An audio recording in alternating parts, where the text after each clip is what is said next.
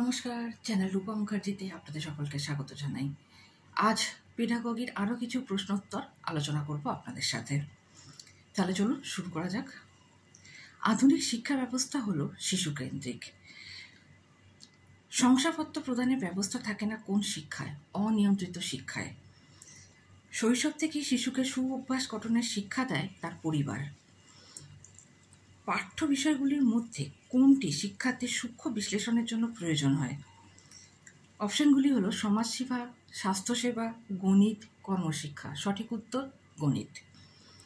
শিক্ষার্থী যা কিছু শেখে তাই হলো পাঠ্যক্রম। এই উক্তিটি হলো হর্নির। সহপাঠক্রমিক কার্যাবলীর মধ্যে কোনটি শিক্ষার্থীর সৃজনাত্মক চাহিদাকে পরিতৃপ্ত করে? অঙ্কন বা ড্রয়িং। সামর্থ্য বলতে কর্মকে বোঝায় না। প্রত্যেকেই একজনকে শিক্ষা দাও নীতিটি যে কর্মসূচির অন্তর্ভুক্ত তা হলো জাতীয় সাক্ষরতা মিশন। স্কিনার তত্ত্ব নামে পরিচিত তা হলো অপারেন্ট অনুবর্তন। প্রাচীন অনুবর্তন তত্ত্বের প্রবক্তাকে প্যাভলভ। ঝড়ঝঞ্ঝার কাল বলা হয়ে থাকে কৈশোরকালকে, বা যাকে আমরা বলে থাকি অ্যাডোলেসেন্স। ছেলেদের বৃদ্ধি সাধারণত যে সময় পর্যন্ত হয় তা হলো 25 বছর। বিকাশের সময়সীমা হলো আমৃত্যু। শিশুর স্মৃতি দ্রুত বৃদ্ধি হয় কোন বয়সে? 2 থেকে 6 বছর বয়সে।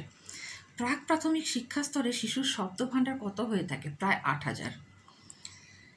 পেঁয়াজের মতে প্রজ্ঞামূলক বিকাশের স্তর কয়টি? 4টি। রাগ, হিংসা, আনন্দ, ভয় প্রভৃতি শব্দের দ্বারা মনের যে বিশেষ দিককে ও অবস্থাকে বোঝানো হয় তাকে বলা হয় প্রক্ষোভ বা ইমোশন। গেস্টাল্ট কথার অর্থ কি? গঠন কাঠামো বা আকার। সর্বপ্রাণবাদ কাকে বলা হয়? সব বস্তুকে সজীবভাবে মনে করাকে বলা হয় সর্বপ্রাণবাদ। শিশুর মানসিক বিকাশের প্রথম ধাপটি কি নামে অভিহিত? স্বতন্ত্রীকরণ। শিখনের প্রধান দুটি উপাদান কি কি? বৃদ্ধি ও শিখন। বিকাশ বৃদ্ধির ফলে ঘটে, এটি কি সঠিক? হ্যাঁ, এটি সঠিক। পরিমাণগত পরিবর্তনকে বলা হয়ে থাকে বৃদ্ধি। গুণগত পরিমাণকে বলা হয়ে থাকে বিকাশ। সামাজিকীকরণ বলতে কি বোঝায়? সামাজিক নিয়মনীতি সম্বন্ধে জেনে মানিয়ে নেওয়া। কোহলবার্গের তত্ত্বের পর্যায় কয়টি? 3টি। কোন বয়সে শিশুরা শাস্তি এড়ানোর জন্য নৈতিক আচরণ করে? 4 থেকে 10 বছর বয়সী শিশুরা। সোশিও কালচারাল থিওরির প্রবক্তা হলেন ভাইগটস্কি। ZPD বা জোন অফ প্রক্সিমাল ডেভেলপমেন্ট কার তত্ত্বে বলা হয়েছে? ব্রুনার। SOI মডেলটি কার? গিলফোর্ড। 2 ফ্যাক্টর থিওরি প্রবক্তা হলেন স্পিয়ারম্যান। স্পিয়ারম্যানের টেট্রেট ইকুয়েশনের মান হলো 0 বা 0। থার্স্টন দলগত উপাদান তত্ত্বে কয়টি উপাদানের কথা বলেছেন? 7টি।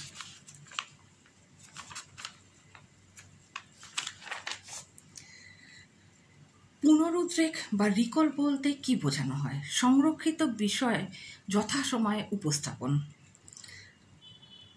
কখন শিশুদের কুইং দেখা যায়? 6 থেকে 8 সপ্তাহে। কোন সময় শিশুদের ব্যাবলিং দেখা যায়? 4 মাসে। বিমূর্ত চিন্তা লক্ষ্য করা যায় যৌক্তিক সক্রিয়তা স্তরে। মানুষ মৌলিক বৈশিষ্ট্যগুলি কোথা থেকে আহরণ করে? বংশগতি থেকে, অর্থাৎ হেরিডিটি। শিক্ষার প্রধান লক্ষ্য হল ব্যক্তির নিজের বিকাশ সাধন করা। এই মন্তব্যটির বক্তা হলেন রুশো। কিন্ডারগার্টেন কে প্রতিষ্ঠা করেন? ফ্রয়েবেল। শৈশবকালের অন্যতম বৈশিষ্ট্য হল শিশু প্রচুর প্রশ্ন করে। প্রশিক্ষণ ও শিক্ষা কিসের দ্বারা বিবেচনা করা হয়? পরিকল্পিত সামাজিকীকরণের দ্বারা। বিনে সাইমনের অভিজ্ঞ হল এক প্রকারের বুদ্ধিমত্তার অভিজ্ঞা বা ইন্টেলিজেন্ট টেস্ট। শিক্ষকের কার্যকলাপের সাথে শিক্ষা পদ্ধতি গ্রহণ করা উচিত, কারণ এগুলির সাহায্যে বহু কথা শেখানো যায়। এটা শ্রেণীতে মনোযোগ আনে, এটা শ্রেণীতে মনোগ্রাহী ও জীবন্ত করে তোলে, অর্থাৎ সব কয়টি।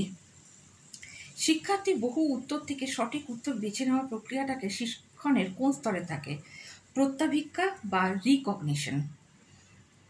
বিস্মৃতিকে কিসের দ্বারা কিছু পরিমাণে হ্রাস করানো যায়? অভ্যাস বা হ্যাবিট। লিঙ্গ বৈষম্যের ফলে মহিলারা কোথায় অসমান ব্যবহার পান? শ্রম বিভাজনে, ক্ষমতা ও দায়িত্ব বিভাজনে, অধিকার ও বিশেষাধিকারের অনুমোদনে, অর্থাৎ সব কয়টিতেই।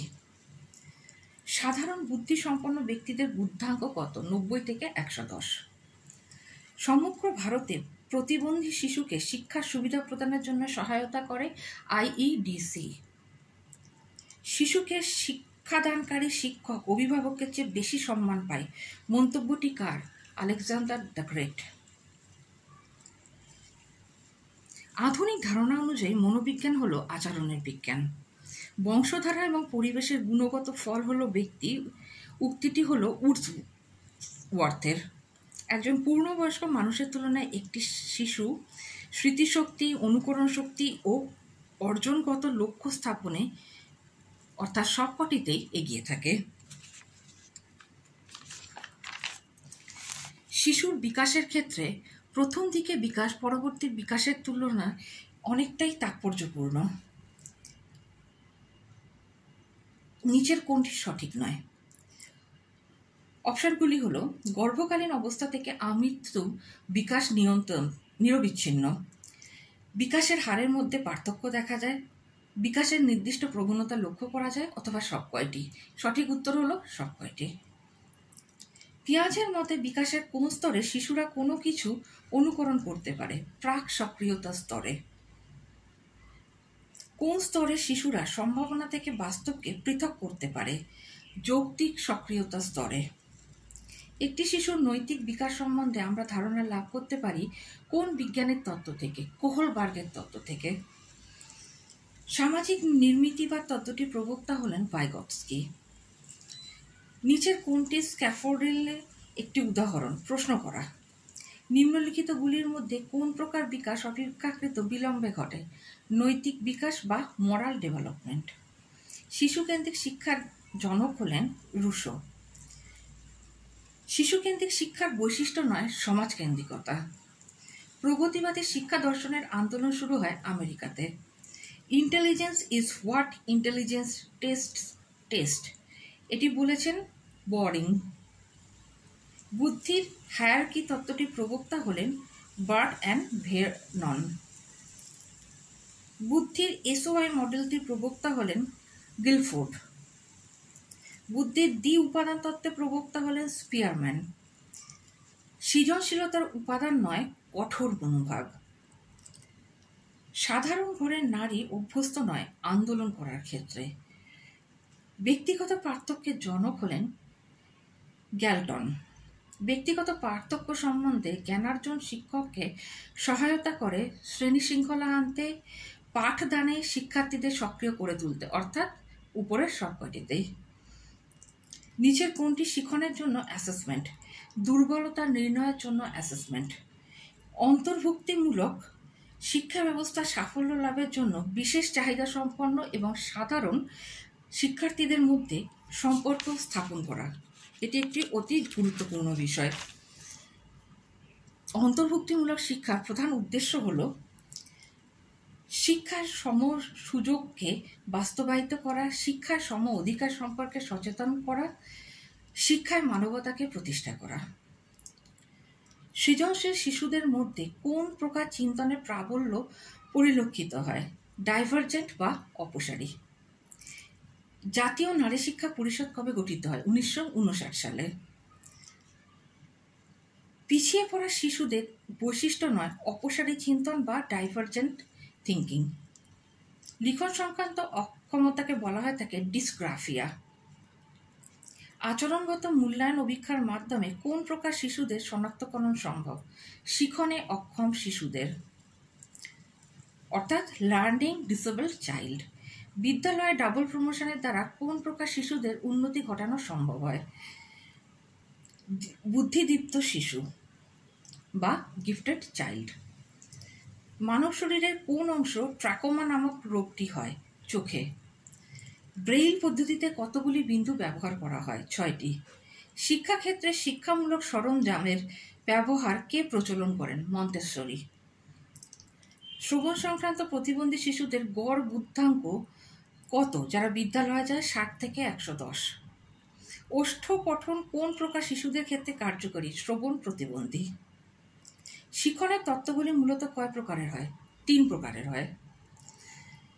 শিখনে প্রচেষ্টা এবং ভুলের তত্ত্বটি প্রবক্তা হলেন থর্নডাইক। পাজল বয় ব্যবহার করেছিলেন থর্নডাইক। থর্নডাইক কতগুলি মুখ্য সূত্রের কথা বলেছেন? 3টি। অন্তর্ভুক্তিমূলক শিক্ষা ব্যবস্থা সাফল্য লাভের জন্য প্রয়োজন হল প্রথমত নমনীয় পাঠ্যক্রম ও সহপাঠক্রমের ব্যবস্থা করা, সমাজের বিভিন্ন শ্রেণীর অংশগ্রহণ এবং বিশেষ চাহিদা সম্পন্ন ও সাধারণ শিশুদের মধ্যে সম্পর্ক স্থাপন। অর্থাৎ সঠিক উত্তর হলো এক্ষেত্রে উপরের সব কয়টি। মুদালিয়ার কমিশন কবে গঠিত হয়? 1952 সালে। হংস মেহতা কমিটি কবে গঠিত হয়? 1961 সালে। পশ্চাৎপদ শ্রেণী বলতে কাদের বোঝানো হয়ে থাকে? SC, ST. শিখনের কোন তত্ত্বে স্কিমার ধারণা ব্যাখ্যা করা হয়েছে? জ্ঞানমূলক তত্ত্বে। শিখনের কোন তত্ত্বটি ব্যবহার করা হবে তা নির্ভর করে বিষয়ের জটিলতার উপর। প্রাচীন অনুবর্তকের উদাহরণ নয় সমস্যার সমাধান। প্রাচীন অনুবর্তকটি হল আর টাইপ।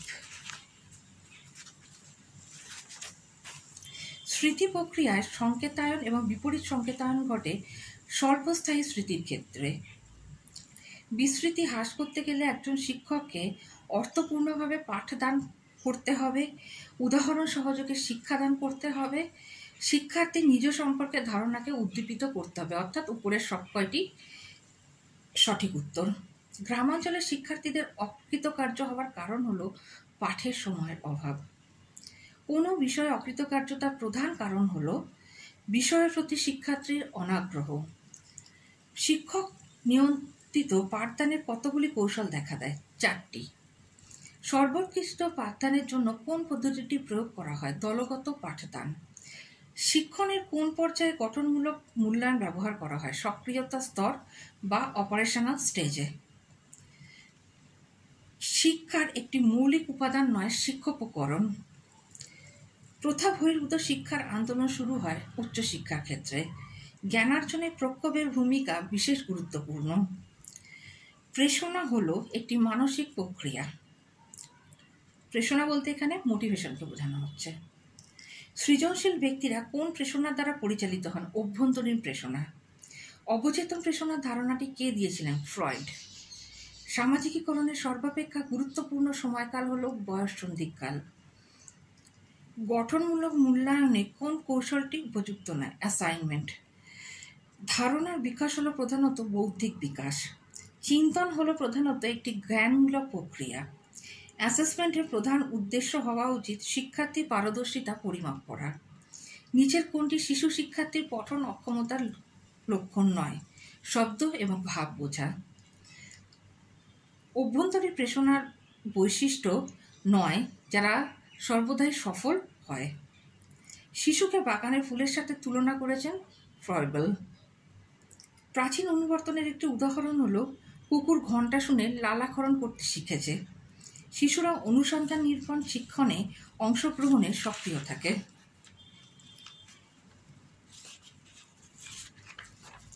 আজকে এই কটি প্রশ্ন উত্তরই আলোচনা করলাম। পরের দিন আরও কিছু প্রশ্ন উত্তর আপনাদের জন্য নিয়ে আসবো। আপনাদের কোনো প্রশ্ন থাকলে অবশ্যই কমেন্টস করতে পারেন। আজকে তাহলে এই পর্যন্তই। ভালো লাগলে অবশ্যই লাইক, শেয়ার, কমেন্টস করবেন, চ্যানেল সাবস্ক্রাইব করে পাশে থাকবেন। নমস্কার।